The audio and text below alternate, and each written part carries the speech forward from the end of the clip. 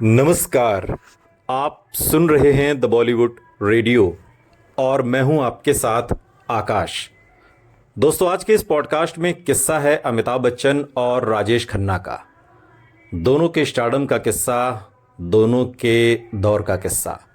Hindi cinema के इतिहास में राजेश खन्ना और अमिताभ बच्चन के बीच तुलना केवल दो अभिनेताओं की नहीं बल्कि दो अलग अलग सिनेमाई युगों, अभिनय शैलियों और स्टारडम के मॉडल्स की तुलना है। 1969 से 1973 के बीच राजेश खन्ना का ऐसा दौर था जब उन्होंने लगातार 15-16 हिट फिल्मों का रिकॉर्ड बनाया। आराधना, कटी पतंग और आनंद, अमर प्रेम, हाथी मेरे साथी जैसी फिल्मों ने उन्हें हिंदी सिनेमा का पहला सुपरस्टार बना दिया और उनकी फैन फॉलोइंग का स्तर अभूतपूर्व था। लड़कियां उनकी फोटो से शादी करती थीं, खून से खत लिखती थीं और उनकी कार को चूमती थीं। ये वो दौर था जब स्टारडम एक सामाजिक घटना बन चुका था। दूसरी ओर 1973 में जंजीर के साथ अमिताभ बच्चन का उदय होता है। हालांकि इससे पहले वो आनंद फिल्म में भी नोटिस किए गए थे और उससे पहले उनकी तमाम फिल्में आई थीं जो जैसे आईं वैसे ही वापस चली गई, यानी कि लोगों ने उन्हें पसंद नहीं किया।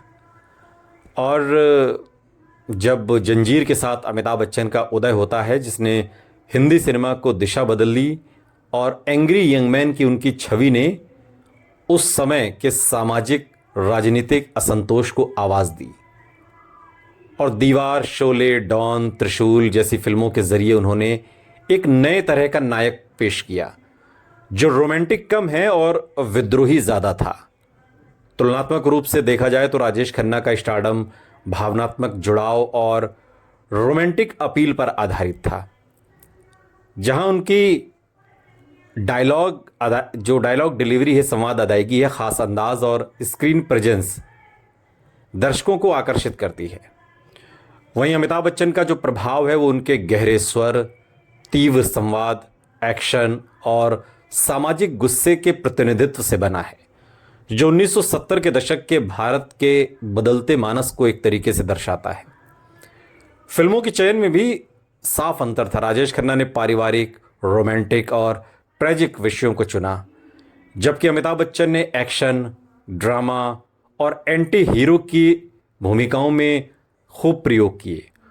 और दोनों की फैन फॉलोइंग का अध्ययन ये बताता है कि राजेश खन्ना के प्रशंसक अधिक इमोशनली और व्यक्तिगत स्तर पर काका से जुड़े थे, जबकि अमिताभ बच्चन की लोकप्रियता अधिक व्यापक, वर्गीय और पीढ़ियों तक फैली।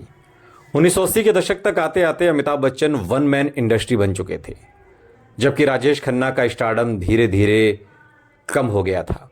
हालांकि उनकी लोकप्रियता कभी भी पूरी तरह खत्म नहीं हुई और दिलचस्प बात है कि दोनों के बीच प्रत्यक्ष टकराव कम ही देखने को मिला, लेकिन एक साइलेंट राइवलरी जरूर थी। इंडस्ट्री और मीडिया ने अक्सर दोनों को एक दूसरे के खिलाफ खड़ा किया।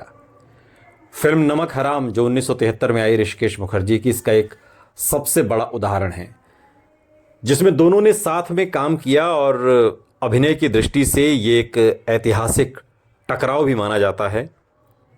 और इस फिल्म में जहां राजेश खन्ना ने अपने स्थापित स्टारडम के साथ एक परिपक्व प्रदर्शन दिया, वहीं अमिताभ बच्चन ने अपनी उभरती हुई तीव्रता से दर्शकों का ध्यान खींचा। और कई समीक्षकों के अनुसार यही वो मोड़ था जहां सुपरस्टार का दौर एंग्री यंग मैन के दौर में बदलने लगा। इंटरव्यू और सार्वजनिक बयानों में दोनों ने एक दूसरे के प्रति सम्मान को बनाए रखा। राजेश खन्ना ने एक बार कहा था कि अमिताभ एक बेहद प्रतिभाशाली अभिनेता हैं और उनकी सफलता उनके मेहनत का परिणाम है। और ये भी अमिताभ ने कहा था कि जब राजेश खन्ना के बारे में अमिताभ से पूछा गया तो उन्होंने कहा कि राजेश खन्ना पहले सुपरस्टार थे जिन्होंने हमें रास्ता दिखाया। हालांकि फिल्म इंडस्ट्री के अंदरूनी किस्सों में ये भी कहा जाता है कि दोनों के बीच एक दूरी और पेशेवर प्रतिस्पर्धा हमेशा बनी रही, खासकर उस समय जब अमिताभ बच्चन तेजी से कामयाबी के शिखर पर पहुंचे। अभिनय शैली की दृष्टि से अगर दोनों के बीच हम तुलना करें राजेश खन्ना और अमिताभ बच्चन की, तो राजेश खन्ना का अभिनय सूक्ष्म, रोमांटिक और स्टाइल ड्रिवन था। वो अपने खास इशारों, आंखों की भाषा, डायलॉग के ठहराव से सीन को जीवंत बना देते थे। और इसके विपरीत अमिताभ बच्चन का अभिनय अधिक इंटेंस और वर्सेटाइल था, जिसमें एक्शन, कॉमेडी, ट्रेजेडी और ड्रामा सभी शामिल थे। ये भी महत्वपूर्ण है कि जहां राजेश खन्ना का स्टारडम कुछ हद तक उनके व्यक्तित्व और इमेज पर निर्भर था, वहीं अमिताभ बच्चन के साथ उन्होंने समय के साथ खुद को बदलते हुए कई प्रकार की भूमिकाओं में खुद को ढाला, और यही कारण है कि उनका करियर लंबा और अधिक स्थायी रहा। अंततः दोनों के रिश्ते को प्रतिस्पर्धा और सम्मान के मिश्रण के रूप में ही देखा जा सकता है। वो एक दूसरे के विरोधी नहीं थे, बल्कि एक ही इंडस्ट्री में चूंकि जब रहा जाता है तो प्रतिस्पर्धा होना लाजमी है, और अलग अलग चैप्टर आप उन्हें एक ही इंडस्ट्री का कह सकते हैं।